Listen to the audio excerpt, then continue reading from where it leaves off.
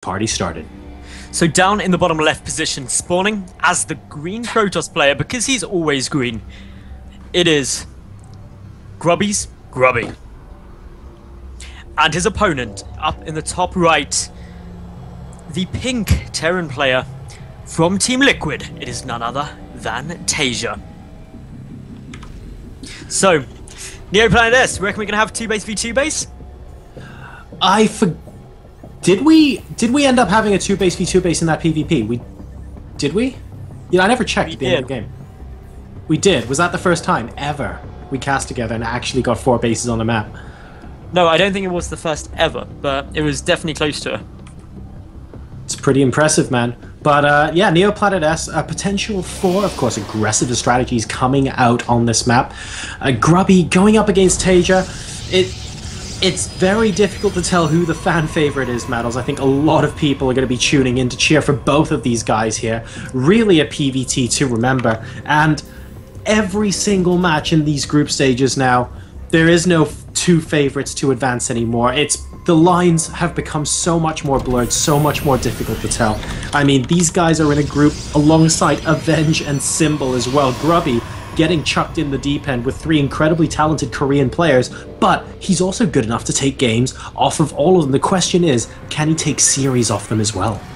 Well, this is the thing.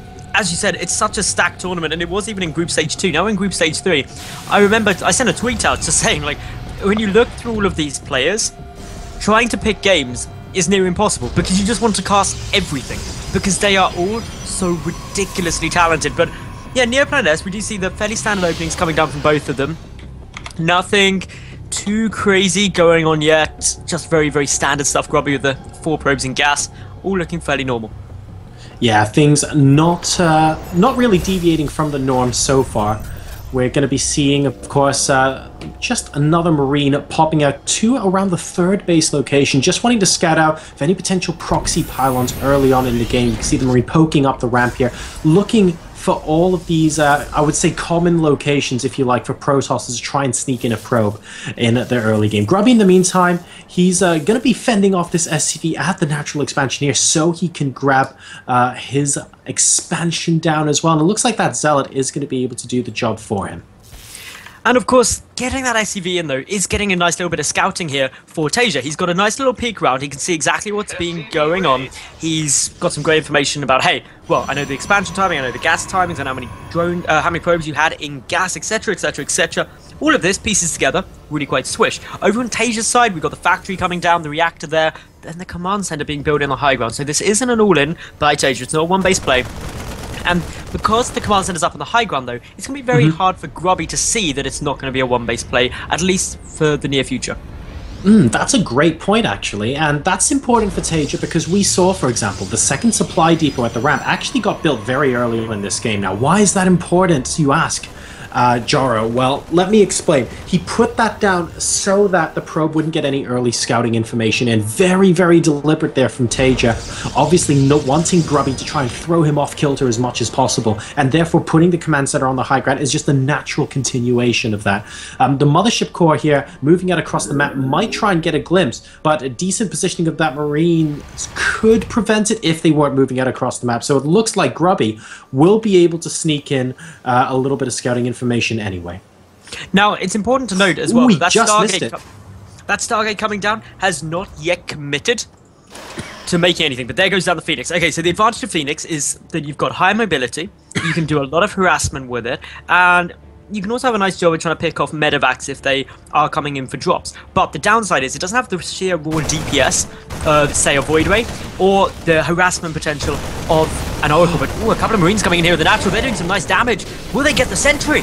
Yes, they will, and they're going to be picking apart a couple extra probes as well. The Zealot actually doing a good job of polishing this off. They're getting a decent amount of DPS done. Number of workers killed so far, 3 this game from Liquid.Taeja. Now, Grubby, it's important to note that when the Mothership Core went into the main base of Taeja, he actually missed seeing the command center. So I wonder if Grubby suspects it's a one-base play, or if he's assuming that the command center is down. He might be able to work it out from the timing, actually, of the starport going down, because we could actually see it about halfway done. So far, if we take a look at the work situation, it's 30 all at the moment, so a slight economic advantage for Taeja there as he lands his natural command center. Will be able to get a couple of those mules down in mining. And now this is the part of the game where he's just going to want to get all of his add-ons, want to make sure his production is completely sufficient off of 2 bases. We can see tech labs coming down everywhere and an additional 2 barracks coming down for him as well. So with all these things, all of this production just basically ramping up for Taeja, he can still keep trying to apply pressure though. As we see, we've got the medevac coming in, gonna get some nice little drops down. The Widow Mine by the ramp, gonna be very frustrating to deal with. The Mothership Core trying to get focused, but potent overcharge does manage to get triggered first, and that's the important thing, because now of course the defense can be still applied nicely. The full Phoenix should be able to hunt down the medevacs as long as they're a little bit careful. Need to be wary though of going straight over a group of Marines.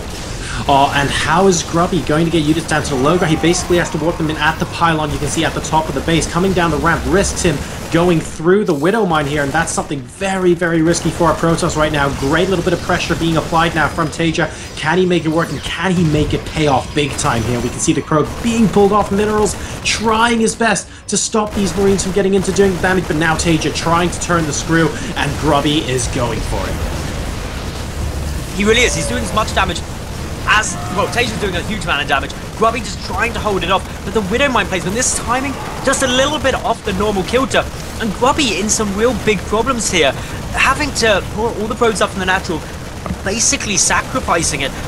This now leaves Taeja a base up, and really very happy moving further on. But all the probes coming down, are they going to try and save this? The Widow Mine! Oh my goodness, GG for the second that hit.